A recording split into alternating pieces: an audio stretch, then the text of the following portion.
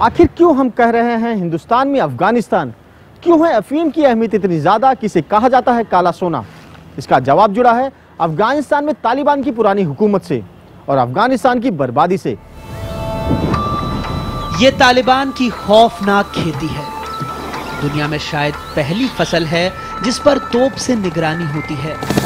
अमेरिकी और ब्रिटिश सेना की नाक में इस खेती ने दम कर दिया था, जिसे खत्म करने के लिए इन देशों ने तालिबान की असली ताकत पर जमकर बमबारी की।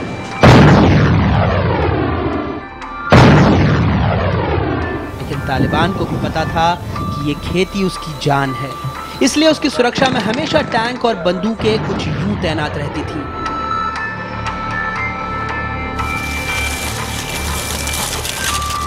हेलमंड, कांधार और जाबुल। अफगानिस्तान के इन 3 प्रांतों से ही अफीम के सफाए के लिए 20,000 से ज्यादा सैनिक तैनात थे। उनका बस एक ही मकसद था, अफीम की खेती को बर्बाद करना।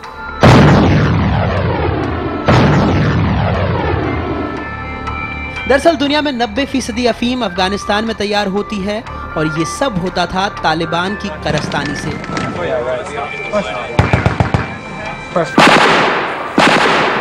वैसे भी अफगानिस्तान के किसान के पास न तो पैसा है, न खेत में सिंचाई के लिए पानी, ऊपर से बंदूकें तनी रहती हैं। अफगानिस्तान का किसान क्या करे? तालिबान के दबाव में अफीम की खेती के लिए मजबूर था। हमें नहीं पता इससे क्या बनता है या लोगों का इस पर क्या असर पड़ता है। ये काफी अच्छी क्वालिटी का है, हमें इसे अपना खाना मिलता है। अफगानिस्तान में लगभग 44,000 हेक्टेयर जमीन पर अफीम की खेती हो रही है। लगभग 2 लाख परिवार अफीम की खेती से अपनी रोजी चला रहे हैं। लेकिन महाराष्ट्र के मराठवाड़ा के इन गांवों में ऐसी कोई भी तकलीफ नहीं थी और ना ही इन किसानों से बंदूक के जोर पे कोई खेती भी करवा रहा था। आम्हाला माहित नव्हतं, आम्हाला माहित असतं तर आम्ही हे केलंच नसतं। आम्हाला माहित नव्हतं। पण हे बी तुम्हाला कोण द्यायचं? आम्ही मसालावाले बसला आणलं, खायला आणलं, बी आणि ते शेतात टाकलं आणि त्यांना विकायचं कोणाला तुम्ही? हे मसालावाल्यालाच आम्ही निघून दिलं। इस बात से हम चौंक पड़े, इस लहलहाती नशे की फसल के खरीदारों की गुमनामी से। लेकिन तफ्तीश में जो सामने आया उसने हमें हैरान भी किया, परेशान भी।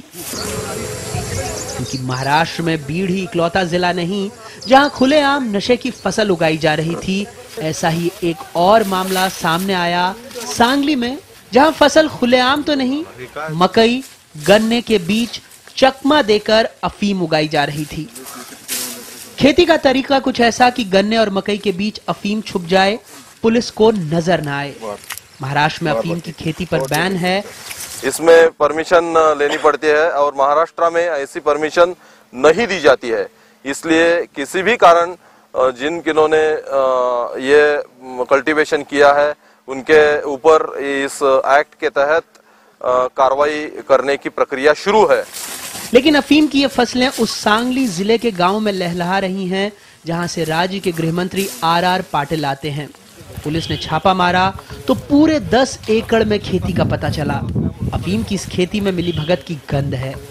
किसी भी की भी इसमें मिलीभगत है या किसी का जिसको हम क्रिमिनल निग्लिजेंस कह सकते हैं, इस तरह की किसी की यानी एक्ट है तो उसके ऊपर भी जरूर कार्रवाई की जाएगी। पूरे जिले के 5 गांवों में 5 टन से ज्यादा की अफीम अभी तक जब्त की गई है। 14 में से 5 आरोपी गिरफ्तार भी हुए हैं।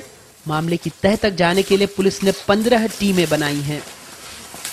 वो सीड्स कहाँ से ला रहे थे और ये कहाँ से उसका एंड होने वाला था और उसका कैरियर ट्रांसपोर्टेशन कौन से इसके एरिया में हो सकता था। लेकिन ये थोड़ा बहुत ही प्रिलिमिनरी स्टेज पे हो जाएगा क्योंकि मैंने अगर ये एक्सपोज कर दिया तो। सूत्रों के मुताबिक इस फसल का कनेक्शन आंध्र और विदर्भ में बैठे नक्सलियों से है। हथियारों की इस खेप का इस्तेमाल नक्सली बिल्कुल तालिबान की तर्ज पर अपनी ताकत बढ़ाने के लिए कर रहे हैं। काला सोना उनके लिए वाकई सोने की खदान में तब्दील हो रहा है। दरअसल सेंट्रल ब्यूरो ऑफ नारकोटिक्स से ही अफीम की खेती की इजाजत मिलती है। ये खेती सेंट्रल इंडस्ट्रियल सिक्योरिटी फोर्स यानी CISF की देखरेख में ही होती है। खेती के लिए ब्यूरो ने देश में सिर्फ राजस्थान, उत्तर प्रदेश और मध्य प्रदेश के कुछ इलाकों में ही इजाजत दी है। बावजूद इसके इस इलाके में 4-5 साल से अफीम की खेती हो रही थी, फिर भी इन नशे के सौदागरों के खिलाफ कार्रवाई क्यों नहीं हुई?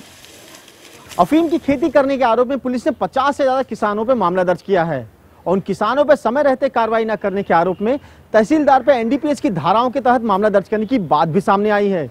लेकिन उन बड़ी मछलियों का क्या, जो अभी तक पुलिस की गिरफ्त से बाहर हैं? एनडीपीएस एक्ट सेक्शन 42 जो है वो एकदम सेल्फ एक्सप्लेनेटरी है। उसमें कहा गया है कि जो लोकल लेवल के विलेज ऑफिसर्स हैं कि इनको ये पता है लेकिन उन्होंने पुलिस को इंटीमेट नहीं किया, तो वो भी उसमें को अक्यूज्ड ऑलरेडी बनते हैं। जबकि नशे का सौदा करने के आरोप बड़े बड़े अधिकारियों पर लगे हैं, गिरफ्तारियां भी हुई हैं। आईपीएस अधिकारी और एनसीबी के जोनल डायरेक्टर रहे साजी मोहन को तो 12 किलो हेरोइन के साथ पकड़ा गया था। इन पर क्रॉस बॉर्डर ड्रग्स की तस्करी के भी आरोप लगे हैं। अब महाराष्ट्र के बीड और सांगली जिले के गांवों में खड़ी ये फसलें ढेर सारे सवाल उठा रही हैं। आखिर कैसे 5 साल से बेरोक टोक हो रही थी नशे की खेती?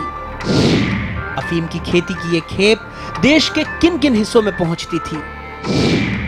कौन कौन थे नशे के खरीदार? कहीं नशे के सौदागरों का कनेक्शन ड्रग्स के विदेशी माफिया से तो नहीं? सवाल कई हैं। शुरुआती तफ्तीश जो इशारा कर रही है वो बेहद खतरनाक है।